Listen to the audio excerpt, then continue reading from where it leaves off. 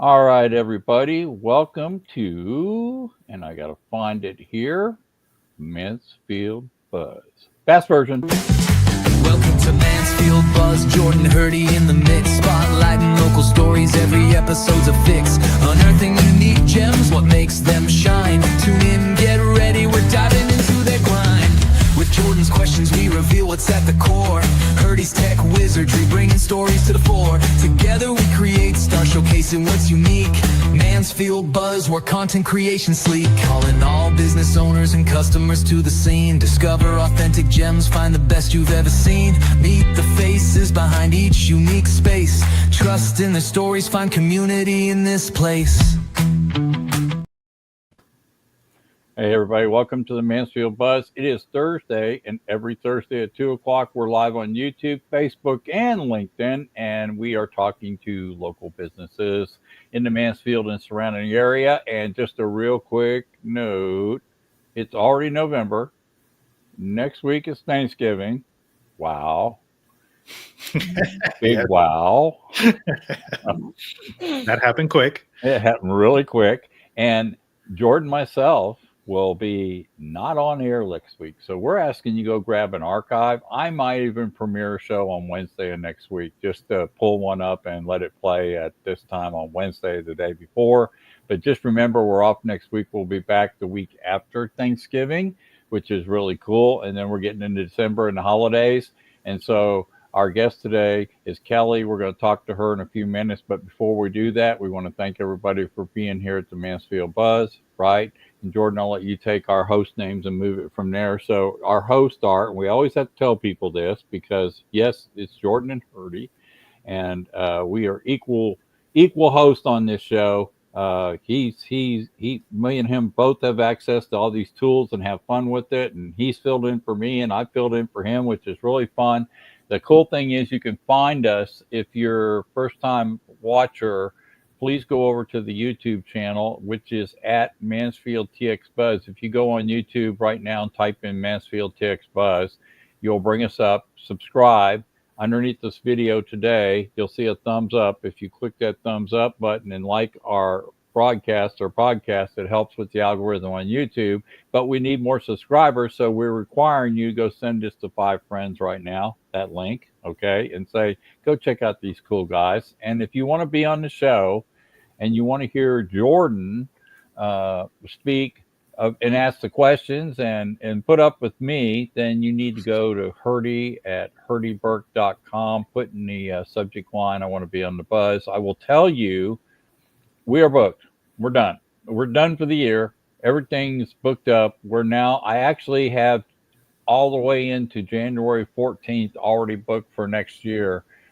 Nice. Which is amazing. Jordan, and we started this in March of 2024. I think we're into some 80 something shows. I can't promise you that's the exact number, but we're really excited about that. And so the next step here to get you started with the show is we want to do a quick rewind, and then we're going to play a short clip from Steve Casio from last week, who owns Podcast Mansfield. And so we'll be right back. Quick rewind, keep it tight. Highlights, prime to ignite. Catch the vibe, feel the rush. Previously on the Mansfield Buzz. When I was a kid, when I was a child, we used to live right down the street from the local radio station. And whenever we drove past the radio station, I always punched up AM 910. And it always fascinated me, even as, as early as 9-10 years old, that the music or the voice that's coming out of the speaker in this car is coming out of that building right over there. And I thought, I would love to do that. And in preparing for that, and it's funny because I used to take an empty toilet paper roll, the little cardboard roll, and I'd go around the house and I'd interview my mom or my dad or my brother and sister. There you go. So Steve is really ingrained in the community, and he was a guest with us last week. So Now the next section is we're going to do an icebreaker, and this is where we start working with Kellie. Kellie's the life coach. She's going to be telling us all about her business today. Jordan's going to take over and ask some questions, but let's get the icebreaker started, Jordan, and I'll let you dive in with that single word we have in the icebreaker, and we'll get this story. We'll be right back.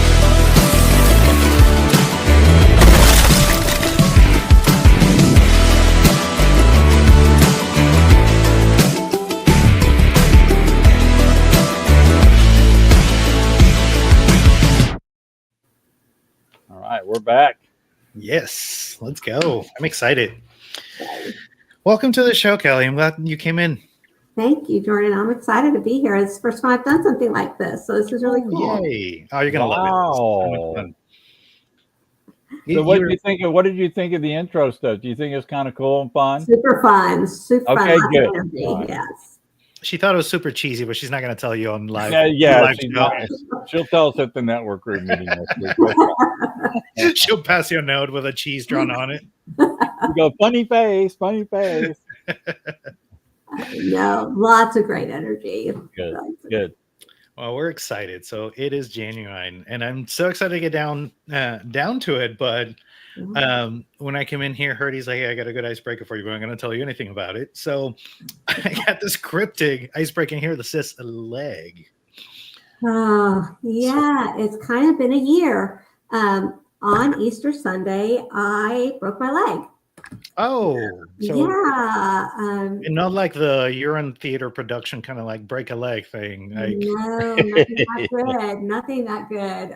Yeah, like legitimately broke both the bones in my ankle. Ouch. And I wish I could say I was doing something really cool and exciting, but it wasn't. I was just following the hostess at a restaurant to the table, and one of those big patio umbrella stands. Apparently, it was just a little too much in the walkway, and just enough for me to take it the wrong way, and in a blink of an eye, have my whole day plan go up in smoke. Oh my goodness. And you're eating. I mean, that's dinner plans and everything. Oh my goodness. Yeah. And if you remember, it was Easter Sunday. It was a gorgeous day. So we were like, let's sit on the patio. Famous last words. That's all she wrote. Didn't go outside for a really long time after that. Right. Yeah.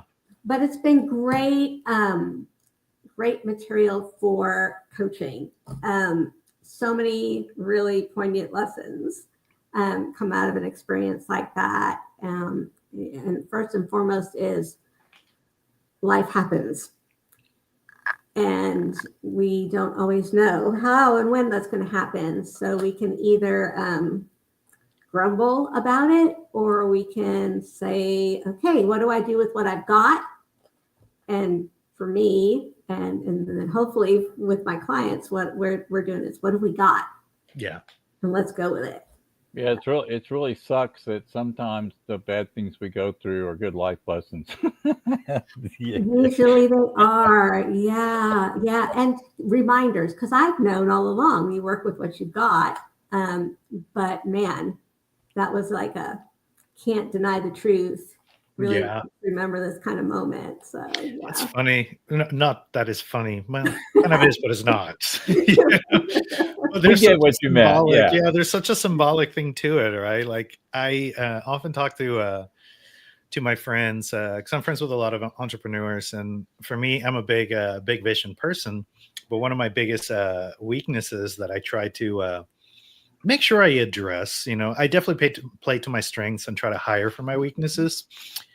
And one of mine is I am so focused on the goal, which is the table, that I will not notice the umbrella standing right in front of me, and I will trip on that. And that is it's such a good analogy for just building a business. Sometimes you get so caught up in the big vision that you trip with the stone right in front of you. Yeah. And real quick, Roderick from our group says hi in comments, and I don't mean to interrupt you. So occasionally when we get comments, we like to make them famous. So just so you know, Roderick Lewis, he handles a lot of the helping people with investments. It's in our network group. Just said, I'm loving the new format. Thank you, buddy. Wow. So you've been recovering since Easter.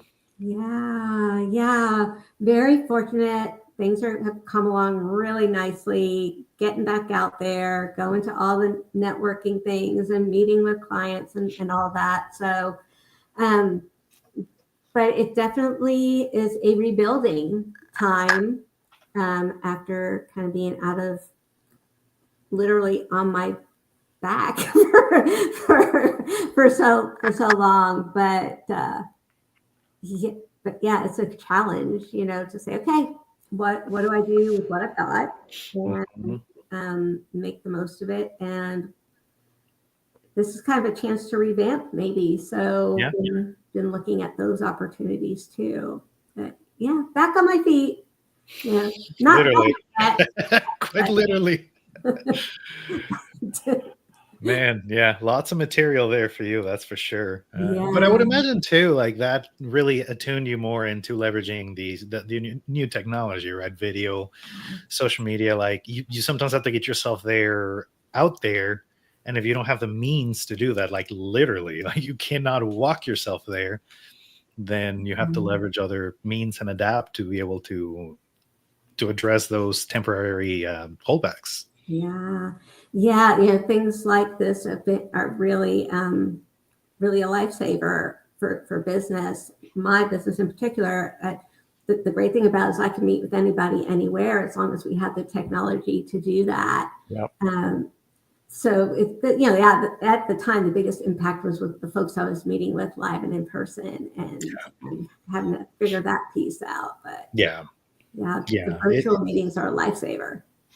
Yeah, it's not the same as in person, but it is definitely so much better than just a phone call. Yeah. We were talking about that before the show, right? Like you get some of that body language back into.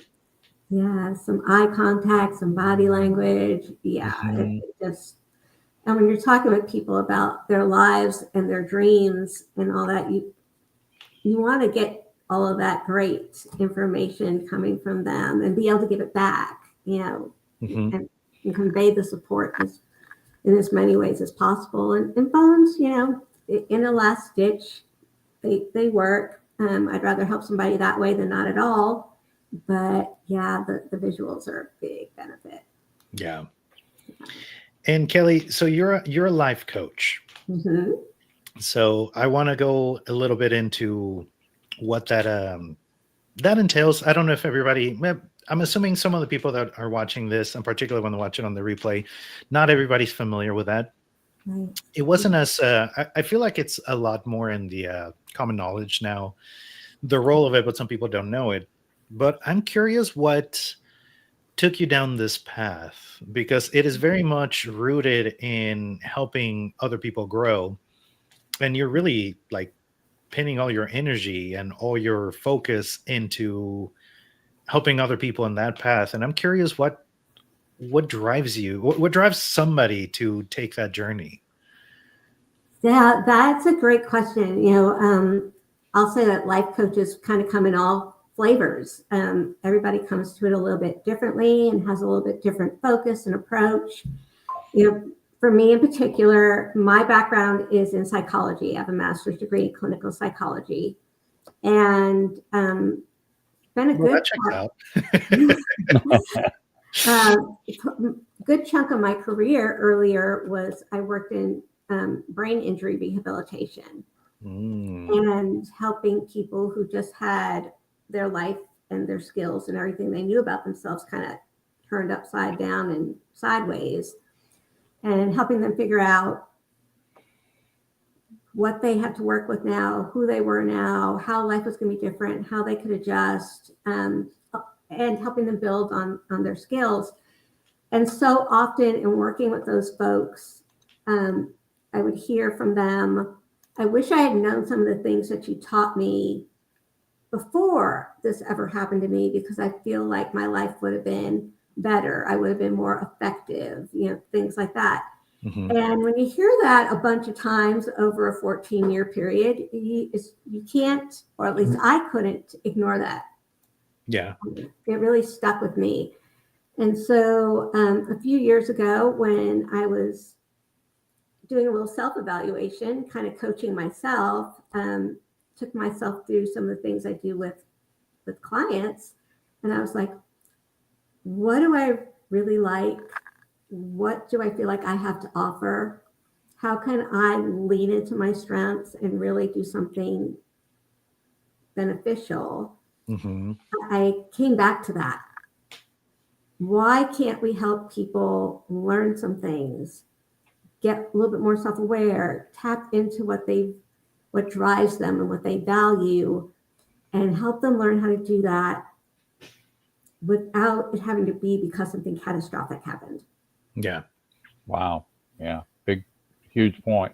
Yeah. And so coaching was what I came to. Coaching is a way to do that. Mm-hmm. To have somebody who just has their own situation, no matter where they're at, and go, okay, how can we help you get where you really want to be and get you there as quickly as possible, and so that you have to wait for the life that you really want. Yeah.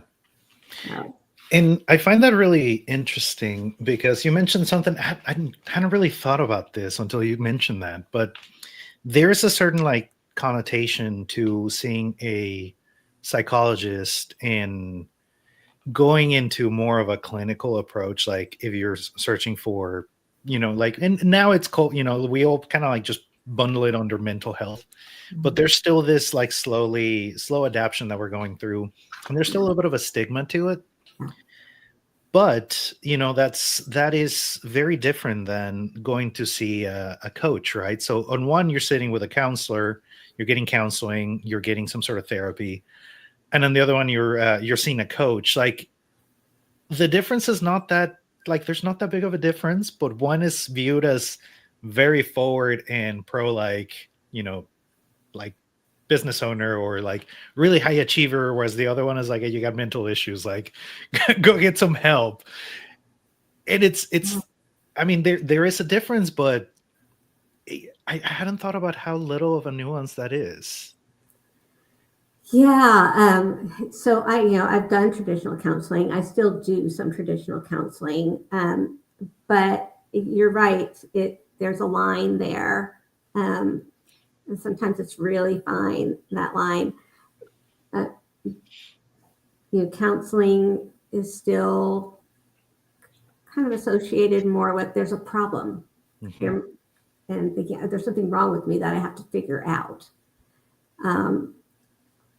Coaching is more about I want things to be different and help me figure out how I can do that and learn maybe a little bit about myself so I can be more effective.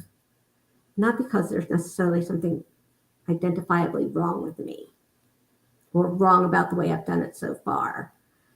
And yeah, so that's another thing that I really like about coaching. I think it allows people to feel like getting help is about getting help, not because there's something inherently wrong with you. Right. I would think, Kelly, that coaching is more about personal growth, right? And moving forward. And I would think that the counseling part would be more about looking at internal issues that affect your life, right? So, you know, coaching is action, right? Meaning it's steps to get somewhere to do something, and you're kind of taking them through the leadership program. But the counseling thing is, oh, something happened to me when I was a kid, and it's affected me till my adult age, and so it's not been dealt with. So we're going to dig into it, right?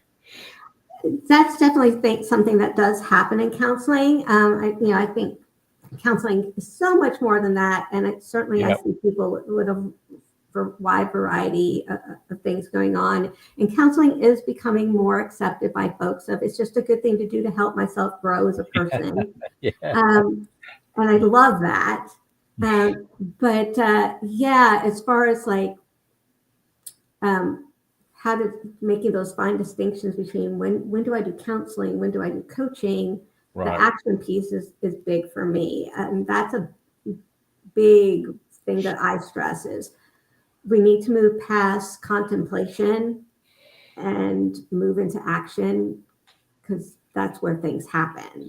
So I'm going to throw a little buzz at you and mystery question before Jordan gets mad at me. And just since we're thinking about this, because I want you to think about this and talk about it later.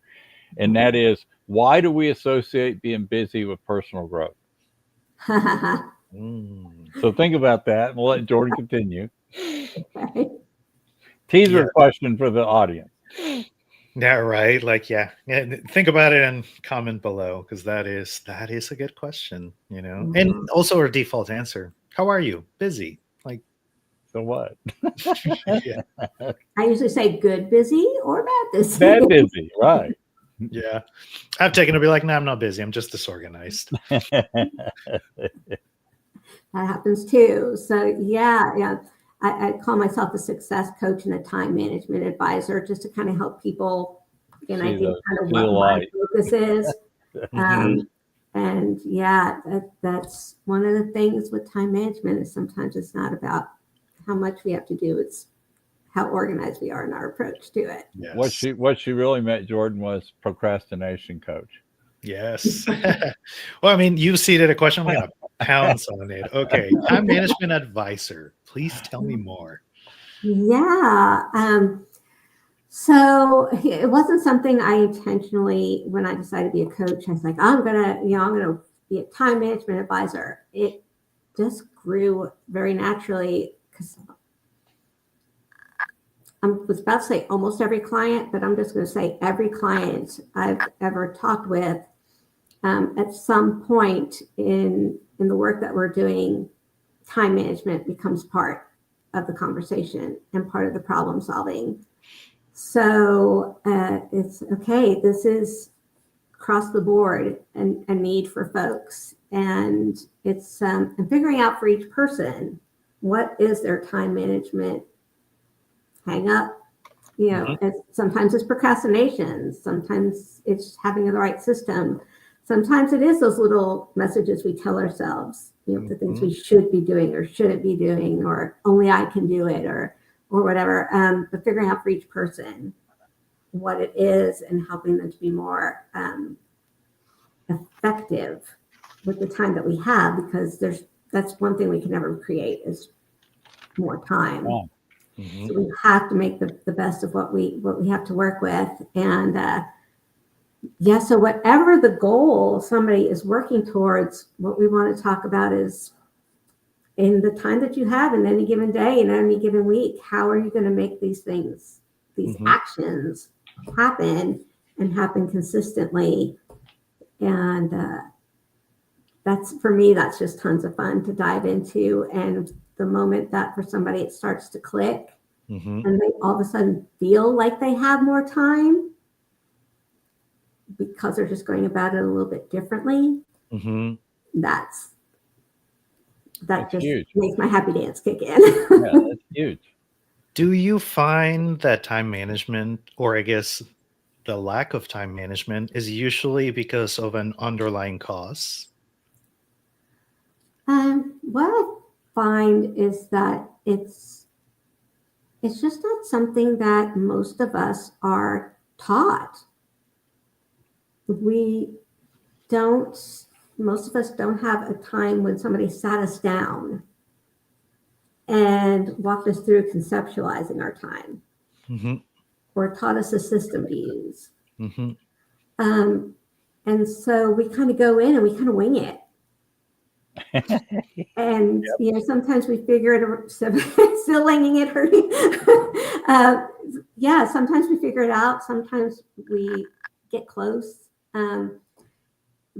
But you know, to your point, for a lot of folks, it can be the thoughts that we have around our time that are the biggest hurdles. You can have a really great system, the coolest planner, or the most up-to-date app or whatever, but if you've got certain ideas about your time,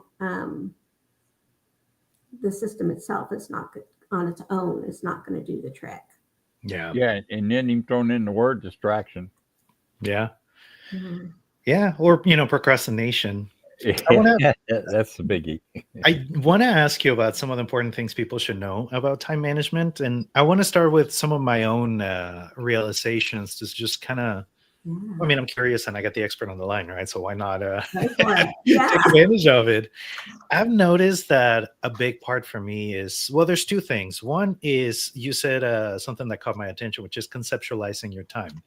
Yeah. And I've noticed I'm a terrible time manager, and I love to surround myself with project managers because they can do things I cannot. One of the things, and my wife is very much a project manager, even like she is now officially a project manager, but even before she even got the degree, she that's the way she thought. And I noticed that for her, time was a solid thing. Whereas to me, time is just this like etheric, like just thing that kind of happens, and it goes fast and it goes slow. And I can speed up time and freeze time. It's weird how it just does that. But for her, it's a very concrete thing. And I know that for her is, and I've noticed it's a huge advantage because she's able to navigate that. And then on the flip side, I've noticed that I struggle more with tasks that cause me pain, and that it's avoiding pain, and it doesn't have to be anything crazy. It's just things that I dislike to do, but I end up taking longer on those tasks instead of just like, I don't know, just tackling it. Right. And that also messes up my whole day because something that should take 10 minutes sometimes takes 2 hours because I'm just giving it the runaround. Yeah, you're not alone. You're not the only person who notices that pattern. And we as human beings, we are driven by things that reinforce us. If something's going to give us some kind of reward, some kind of warm, fuzzy feeling, some feeling of accomplishment, we're going to dive into those. The things that feel tedious, that feel like they're going to be extra brain work or just not interesting. It's hard to work up the motivation to do those things. And that's where the individual differences, those start to come in. For some people, it might be about how do we change your mindset around that activity. For others, it might be, okay, if it's that, unpleasant, how do we break it down maybe into smaller chunks so that each small chunk doesn't feel that bad? And that by the time you get all the small chunks, you're finally done with it, but you didn't have to worry about, I'm going to have to do all of that all at once. So it really becomes, what's at work here, and how can we kind of find another way to approach it to break through the procrastination. And then there's always delegating. Yep. If we know something is just not in our wheelhouse and it's going to be a struggle, get rid of and it. if you delegate it, leave yourself to do the things that only you can do, and pass that unwanted task on to somebody else.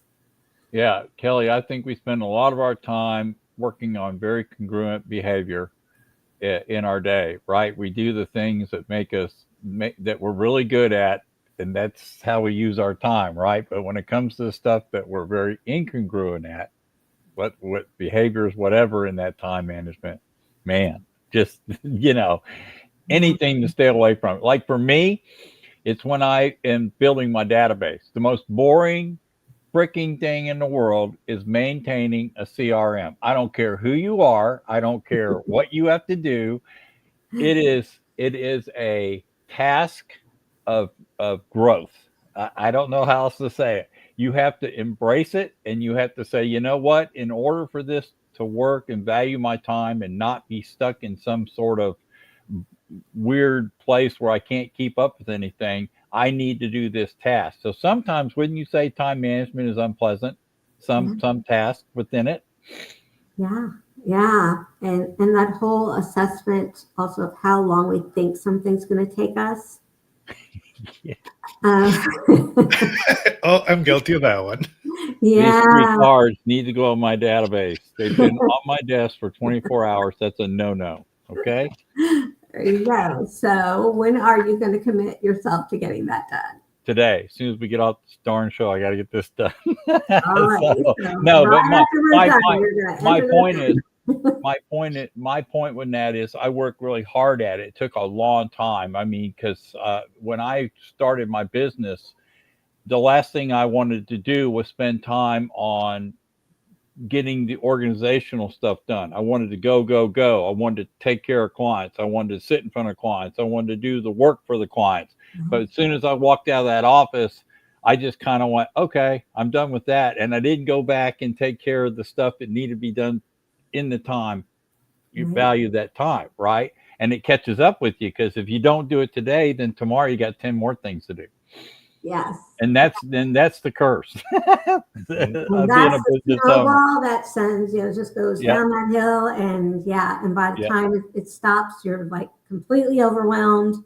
Right. And where do I go from here? Because now it's just more than I ever anticipated having to deal with. And one more thing, and I'll be quiet. And that is that one of the most exciting things I learned from a book on cumulative effect is that the things that make us successful in our business are mundane, unexciting, and those are the little tasks that you have to do in order to be successful. And they're unexcitable. There's no oh boy, I can't wait to do this today. It's part of what we have to do.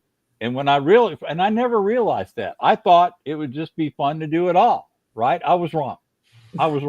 It's boring. It gets old, but it has to be managed. So that was my biggest lesson from that book. By the way, it's called Cumulative Effect. Okay, I'll have to check that one out. I should post that. We could do an entire show out of just. Oh, we could. We could. But before I move on, because we do got a lot more to cover, I would like to ask you, what are some things that you think, just some common wisdom that you can impart on just about every entrepreneur out there on time management? Gosh. Yeah. I have this list of common time management pitfalls that we're all probably guilty of at least one, if not a few things on that list. But I think, for entrepreneurs, it's my top two. One is getting everything out of your head. Yes. And getting it down. My preferred medium is paper and pen, just because cognitively, we actually process information more deeply when we write it than when we type it. But whatever the case, getting it out of here and out somewhere else. Entrepreneurs tend to try and kind of keep track of everything in their head, and therefore things start slipping, or we get overwhelmed because we're trying to keep track of those things. Get them out of your head, get them on some paper. Then you'll know exactly where to look for it. You're not going to forget anything. You've already written it down. And once it's down on paper, it's easier to start to kind of shuffle things around and figure out what you're going to do when. The other thing I would say for entrepreneurs is come up with a plan. Have some kind of device that you're using, whether it's a planner or whatever. Have something to use, and be ready to change it. Yes. Yeah. Because I hear way too often people say, "Oh, I tried that; it didn't work." Well, you can spend a lot of time coming up with the best plan of what you're going to do when and how pretty it is, and oh yeah, that's going to be just great. And life is going to happen. You're going to fall. Life is going to happen, and it's going to mess your plan up. And that doesn't mean your system didn't work. It means your system didn't allow for flexibility. Wow. And Jordan, here, I'm going to throw this out there to our listening audience. You need Kellie's service if, when I say this statement, you say yes to it. If you're an entrepreneur and you're doing 24 projects and you never complete a single one, you need Kellie. I would just say if you're doing 24 projects. Period. Okay, that's good enough. No way you're going to finish 24 projects. I think we pretty much determined that, good entrepreneurs never finish anything. No, I'm kidding. but yeah, it's you gotta have a place to start, and then you gotta be ready to reconfigure it. Yeah. So And I yeah. love that. I love that. You're so right. I have Yeah, this I do little too. planner because I'm trying to tackle my time management All goals, and here's this like nice little planner. It's got like eat the frog sections and everything you could do. Like, I mean, it's really, somebody took a time and just really thought really well through it. yeah. And it wasn't cheap. It's leather bound too, because I like nice things. Right. It's completely blank. I haven't used it. It's been empty for the whole year. Like, I bought it at the beginning of the year. I've written on it once, Yeah. So but I didn't continue to experiment with it. And as you mentioned, have a system. My handwriting is really sloppy, so I don't handwrite a lot of things because half of the time I can't read it. So, but I use voice memos all the time.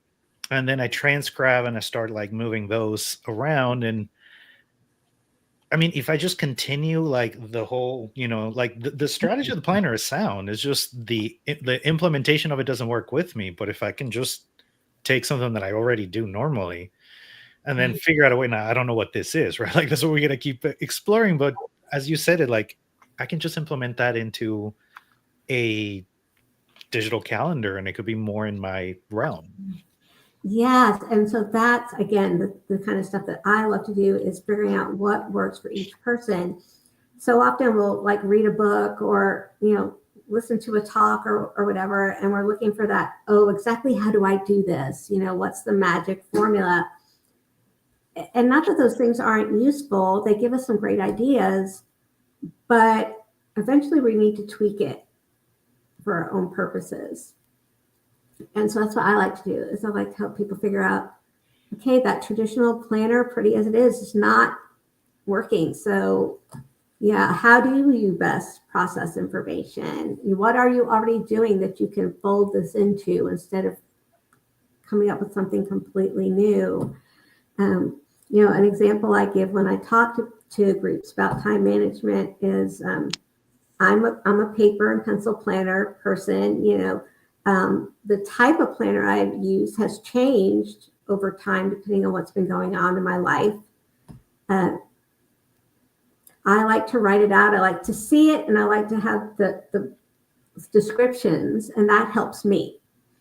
I used to work with somebody who they were a very visual person, and at their desk they had like 2 or 3 different types of dry erase boards, and they had like 4 different types of post-it notes in different shapes and colors, and it was beautiful. It was lovely. And they kept track of everything they needed to do. Love it. They have a rainbow of possibilities there. And for them, it was great. It was great. But I just saw it and I'm like, well, that's really pretty, but that wouldn't help me keep track of one blessed thing. Mm-hmm. Doesn't matter. She was doing it her way. I was doing it my way. We're both taking care of business. So yeah, keep playing. And also building the habit. Whenever you start something new, the only habits we develop right away are the bad ones. The good ones take time. That is so truthful. Yep. Yeah. Truth. Yep. The new ones take Atomic Habits is another good book, by the way. Yes, it is. Yeah. Yeah. And so this is a perfect segue because I like what you're saying here. You're basically saying play to your strengths. Yes. And that's something that even your website talks about, your coaching being strength-based. And I'd love to talk a little bit more about that because it's for an entrepreneur mind that I think is a huge unlock when you notice and realize that playing to your strengths it's okay. Yes. Not only is it okay, it's like integral. I mean, it's like so important. And the funny thing is oftentimes if you ask somebody to tell me what your strengths are, they'll give you the deer in the headlights look. Like, what? That strength? I know I'm supposed to, yeah, I know I have them, and we're really not great in general at either knowing our strengths or acknowledging them out loud. Yeah. Or we take them for granted. We don't realize that they're strengths. We think that, well, that's just what I do. But knowing what they are so that you can that your strengths make you more efficient. They make it easier for you. When we have to do something that is easy for us, we're more likely to do it. We're more likely to get it done because we're not anticipating as much challenge. Right. So if you know what your strengths are and you try and have most of what you do play into your strengths, you're going to be more effective. On the flip side of that, if you know something is not particularly a strength of yours, how do you minimize that in what you do every day? That's something to maybe delegate. If you're not in a position where you can delegate it to somebody, then it's, well, what can I do to strategize around this, work around it? The most concrete example I can give is we're not all standing up, so nobody here is going to know I'm very vertically challenged. I am very short. Things in my house that I need to get to on a regular basis do not get put up high. Things that I rarely have to use get put up high. I have little step stools scattered around the house. There's one underneath my feet right now. Gotcha. Making sure I have these little step stools makes me more effective in my own home. So if there's something I do need, I don't have to say, I can't reach it. Or I don't have to run to another room to get a step ladder. I've got one handy. It's something small, but it makes me more effective. It makes me more efficient. And if I need to do something, I'm more likely to just go ahead and get it done than put it off for later. And the same thing happens with any of our skills. Yeah. So yeah, knowing what those are, planning around them, it helps with procrastination. It definitely helps with the time management because you're going to get things done more quickly. And it makes life a little bit easier and less stressful. So what would be one of your recommendations for those that don't know what their strengths are? What would be a good tool for that self-reflection? That's what I was going to ask. Thank you. Yeah, what I will often do is I have a list of different. I'm seeing a pattern here. Yeah, and I will say, if you can't tell me what they are, I want you to circle at least 10 things on this list that you feel like come easily to you, that you like to do, and start there. Those are usually our strengths. The things that we like to do, the things that come easiest to us, things that we're drawn to, those usually are supported by our strengths. I'll talk to people about, what things interest you, what kinds of classes in school were easiest for you. On the flip side, which were the hardest, those probably are laying into weaknesses that need to be strategized around.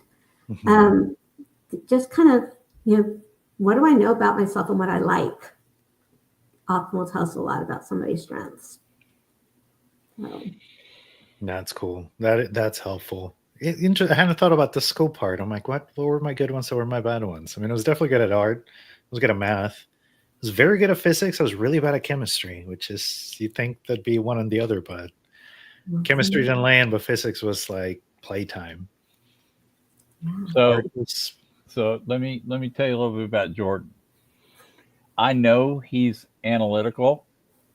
I know that he loves that part because he's always developing ways to better measure what goes online, and he takes a lot of time getting into the structure of that. And that's something I picked up pretty quickly with him is that he loves that real structured stuff that he can show clients. That's a real strength that he can see it. I see basics, but I don't deep dive it like he does. He actually thinks into this stuff. That's a compliment, by the way, brother. So he's really good at that. Really good. Another great way to tap into strengths is like, what would somebody else say about me? Or what do people come to me for? What, am I the go-to person for something in my household, or at work? What are the questions that people come to me with? Because they seem to feel like it's a strength of mine. If we don't recognize it ourselves, other people probably picked up on it without But you know, we sure as heck ask what our weaknesses are, and we're really quick to throw them out there, aren't we? Ooh, yeah, we are. Yeah, we are. That is curious. Yes, we know our weaknesses a lot better than we know our strengths. Maybe because those come back and whack you in the head more often, so you see them. Yeah. Yeah. Yeah. Anything that makes us feel uncomfortable, we're going to be real aware of. And, though I will say, sometimes, that's an area to dig into a little bit too. There's usually a couple of things that we're really clear on, like this is just not something I'm good at, or this is something I just don't like to do. Mm-hmm. But sometimes there's other things that we're trying to force, like we feel like we should be able to do, and we're trying to make it happen, that we haven't quite realized, like, this just isn't my strong suit, and my time isn't well spent. Yeah. Trying to force it. Yeah. What do you do whenever you realize that your weakness is something that you want to delegate, but you don't even have the fundamentals to delegate it? So, for example, one of my not my greatest skill set is time management. So I can't just be like, I'm just not going to do it. And then it's like, well, I should outsource time management. But for that, you kind of got to have a little bit of a groundwork on it. Because like I mentioned, my wife is a phenomenal time manager. But even when she tries to explain me the fundamentals, I get both my wife and then a mutual friend of Herdy and I, Sam, he's a very well-organized person. And it's funny when you talk to people that are like just naturally good at it. It's the simplest thing. It's like, just track your time, like break it down into like 15-minute increments and then have the whole day laid out that way. And then just every day of your life for perpetuity. And to me, that's just terrifying. Like, oh my God, that's so much work. How am I going to do that? And it gets dropped like the most casual way. But yes, I mean, I would benefit from that. I don't deny that, but I feel like I'm a few steps like lagging from being able to even do that. So how would somebody be involved and get involved in that, or just even begin to tackle that? Well, I'd say I'd love to help people out with that. So sitting down with somebody to walk you through it. Mm-hmm. So let's role play this when I'm like, oh my God, I suck at this. Kelly, help me, please. What do I do? Right. So I will usually let's start with the nuts and bolts part of it, the system, and start with, let's just get out all the things that you're trying to accomplish and really get a handle on that. Again, get it out of the head, make it more concrete. I think I do have 24 projects. Yeah, which you commented nobody will ever get done. So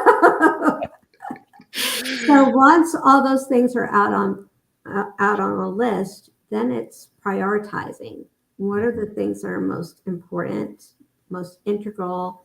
What are the things that are going to have the biggest impact?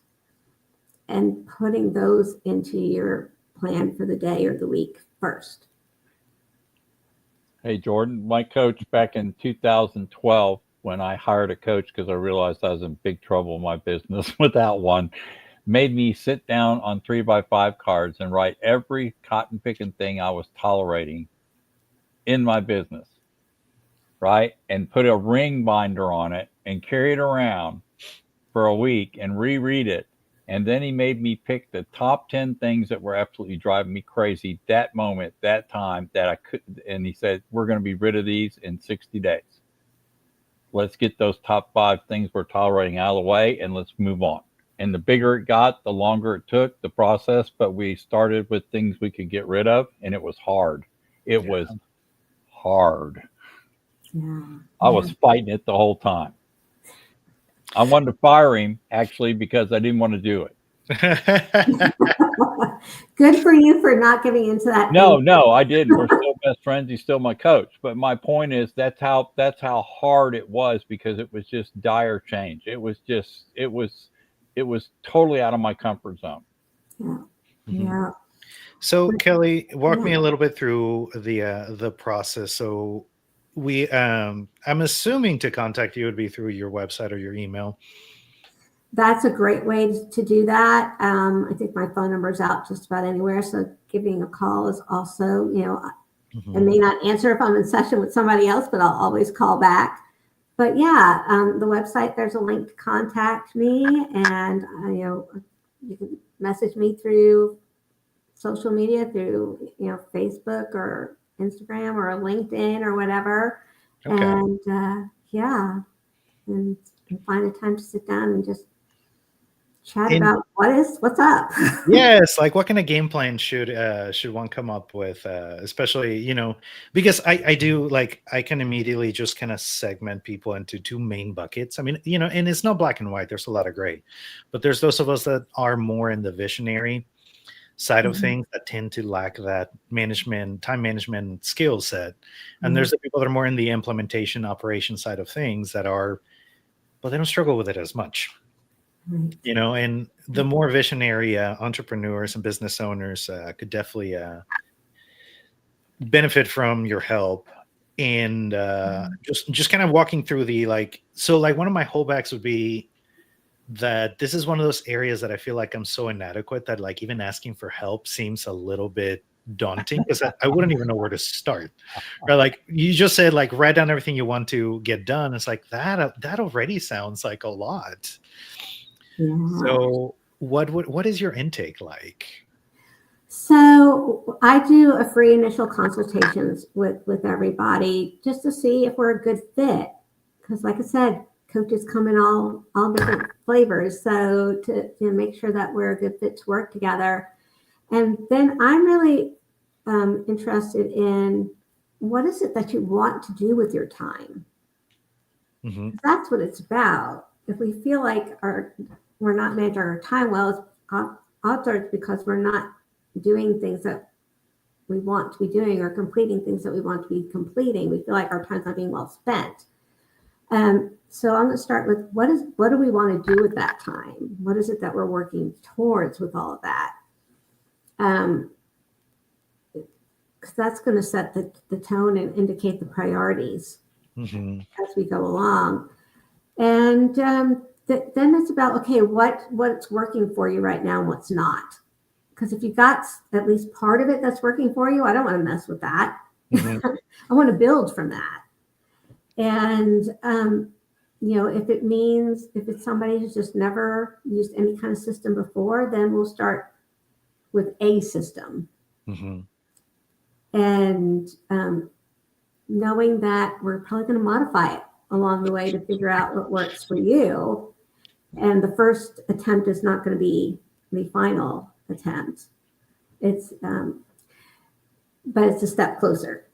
So, and then really listening to what I hear as we go along. Do I hear some self-talk that's getting in the way? Do I, are there some other factors going on that need to be addressed first in order for the time thing to kind of start to fall into place? And really, like I said, that's where I have lots of fun, is getting into those individual differences and figuring out for each person, what does this mean for you? But also, starting off on an intake, I want to know also how committed somebody is to taking action.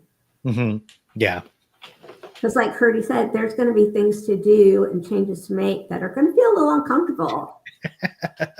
Oh, yes. And we got to be ready to work, say, no, this is what I really want. And I'm ready to work through the discomfort. And maybe the reason why I'm working with a coach is to help me get through the uncomfortable parts so that I don't bail because it feels uncomfortable. Yeah. And that's something that hadn't really occurred to me, that part of like delegating is, enlisting a coach. You don't have to phase that on your own. You can, delegation could also be enlisting help. Yeah, it is, to me, it is absolutely part of the process. I have a coach, Kelly, just so you know, and and I will tell you that any business at some point it's going to run their own business is going to have to hire a coach. If they really truly are going to make and be successful, they're going to need a coach. To me, I've said that to a million entrepreneurs. If you've never been coached, you need a coach. Because it'll help you understand things that you you either see or don't see, it'll get you going down the road. And I would say one more thing. As you go through the process, folks out there, give yourself permission to be uncomfortable. Give yourself permission to forgive yourself if you're not always doing the task. When you set goals, give yourself time to work through it. Nothing's going to happen overnight. It takes time. It does take time. Yeah. But at some point, we have to get started. Yeah, you got to start. Be willing to be willing. Be willing to be willing. That's what we used to say. Be willing to be willing. That's I funny. like that. And then say it one more time. Be willing. And then be willing. And another question that I have for you is whenever we are founders of organizations and we've built it on our sheer willpower, sometimes we don't have the best processes in place. Do you meet with more than just do you meet just with one-on-one, or do you offer other options as well? Yeah, I meet with small groups, and I do some workshops. And when I do those, I usually tailor them to whoever's bringing me in. So I've got kind of my framework, but I will meet with whoever it is and say, okay, what is it that you're trying to achieve by having me come in here? What do you feel like are the issues, so I can focus in more on those? And again, I'm about the individualization. So even if I'm doing my time management workshop, I want to make sure I'm tailoring it to the current needs. I have a plan for businesses where smaller businesses, like 20 people or less, where I will go in and do a little kind of basic time management training with the group, but then come back in and meet with each employee, learn a little bit more about their particular time management challenges, help them individualize what we just talked about as a group more to their needs, to help them be more effective in the workplace, help them feel a little less overwhelmed. But on the end of the employer, to give them feedback on how well are their employees really using time. Yeah. Is it just things that folks need to be a little bit more efficient, or are really their folks doing the best they can with the time they have, and they might need to bring somebody else on, rather than that being a from the gut or shoot from the hip decision, to give them the data to make those kind of employment decisions.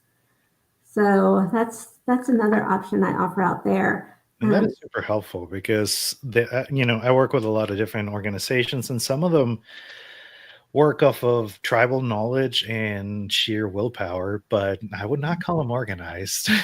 And the time management aspect can be wasted in seemingly like well-meaning things that end up costing a lot. Yes. It can sound really great on the surface, but if it's not doing for you what you want it to, you don't want to keep something going that's just costing you time and costing you money, and stressing everybody out. Because and it's the whole thing. Once everybody's stressed out, they're less effective. It just gets muckier and muckier. I call those energy vampires. Yeah, and there's certain actions that we do that are an energy vampire. And it's those are just as important to conceptualize as the time itself. Like, these things are just a zap, so cut it out. Cut it out. What about it makes it a zap? Because you don't want to replace it with something that's going to essentially do the same thing, just in a different way. Oh yeah, absolutely. So, yeah. And we're running out of time, but I definitely want to ask you this because you're going to have such a different point of view of it. We have the holidays coming up. And from a life coach and time management coach point of view, what kind of tips do you have for us for the holidays? Yeah, I've got a handful, and I'll probably post those again sometime real soon. But it's little things that make sense every day, but really even more so this time of year. Things like make a list and check it twice. Santa's got it figured out. He's so slouch, he knows. Goes to every human home in under 14 hours. He must know something. Right? He's got it. Again, if there's things, all the things that need to be done in the short amount of time to do them in, write them all down, lay them all out. That way you don't worry about forgetting anything. That way you can figure out what things can I group together instead of it kind of being just hit and miss and you feel like you're just chasing your tail. For Thanksgiving, I talked about this the other day. Not everything has to be from scratch. Buying something prepared is not a sin. Getting the vegetables that have already been pre-chopped by the grocery store, that is going to save you time and aggravation. Same thing with our businesses. If there's something out there in the world that already does what you need, or if there's somebody out there that already does a portion of what you need done, don't reinvent the wheel. Use those resources. Get those people. Save yourself the time and aggravation. Things like family. Lots of great notions about how great it is to get together with family or looking forward to, reconnecting with everybody. But the truth is sometimes family can push our buttons like nobody else. And it can be a stressful experience for some people to spend too much time with their family. Yep. So, my tip there is plan in advance some ways to take your little breaks, or come up with your exit strategy ahead of time. If you feel like if Uncle Joe brings up that story one more time, I'm just going to lose my marbles. Have it like as soon as I hear him start saying that, I am out of there. I'm offering to go pick up more ice. Whatever it is to keep the holiday enjoyable. And again, that kind of works when we're doing business. Some people we're just not going to connect with very well, but we still have to be in proximity to them, deal with them for one reason or another. And so planning your exit strategies, finding your little breaks, minimizing how much exposure you have to them. The same things apply, just, holidays and family just kind of amp it up a bit. Yeah. So, things like that. Plan out your routes for getting your chores done. Don't just go out there saying I've got 5 different places to go. Where are those places? What's the best routes? When do they tend to get the most crowded? And kind of plan in advance so that you can make all that running around less running around and get everything taken care of with less aggravation. Do you start from the farthest door away from your home and work your way back? Do you start at the one that's going to be, quiet first thing in the morning, but crazy by 11 o'clock? Go to that place first, get it out of the way, then go to the rest. Some people will say that's kind of overthinking. I say it's saving your sanity. Yeah, especially once we start getting to the crazy times. Hey, you know what, Jordan? I got an idea. The last question is about resolutions for New Year's. Yep. Why don't we do this? Since I have a January date open, why don't I just give that to her and let's bring her back on for New Year's resolutions, and I'll just gift her a slot in January. Ooh, and let's help people out. I love that. Because I think the resolution thing, the goal setting and all that, is the most hateful thing we all love to do. But there's I think that would be worth the discussion, a whole show. I really do. Yeah, absolutely. And just really wrap it with a bow, because it would be excellent. I have it right here, come up with a system, not a goal. And, a lot of resolutions can sometimes be well-meaning, but a little bit ill-defined. And you end up tripping with the umbrella because you're so focused on the table. Right. Yeah. No, that's a great point. And that's where resolutions often fail, is because they aren't. I think we get her back on third week of January and just dive into this. Okay, how many has made resolutions? Let's talk about it. I'll bet you. Yes. And let's ask people to send theirs and let's just tear them up live. Yeah. Yeah, we can bring up some of our own examples. Yeah. So be prepared for that, Kelly. We're going to just jump you in here. Okay. All righty. I'm going to go to my system and I will gift that to you because I can. Okay. Okay, I appreciate that. Yeah, it'd be fun. All right. Be lots of fun. So everybody, Jordan, excellent questions, and Kelly, great information. I mean, there's a lot there that people should go back and listen to this over and over because you gave up some really good stuff for people. And I would definitely tell them, and I'm just going to put it up here real quick. Just go to our website, check it out. But set up a one-on-one and with Kelly, and if if heard anything today about letting her help you with some coaching stuff or whatever piece of that it is, get with her and just sit down and have a conversation. That's what we do. So Yeah, I love If that. anything we Thank talked you. about today, resonated with you, you give it a call. If you felt just this overwhelming sense of shame from the topic. No, shame. no, not shame. See, there's that.